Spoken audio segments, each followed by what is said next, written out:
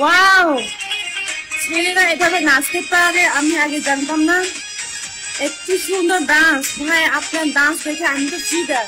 আমি মেয়ে হয়ে আপনার মতো এরকম মানে কোমর দোলে বা একটু সুন্দর ডান্স করতে পারে না। ছেলেরা এভাবে নাচতে পারে, কি সুন্দর করে কোমর দোলে নাচতেছে। আমি মেয়ে হয়ে আমি কোমর দোলাতে পারি না। থ্যাংক ইউ ভাই, অনেক সুন্দর হয়েছে।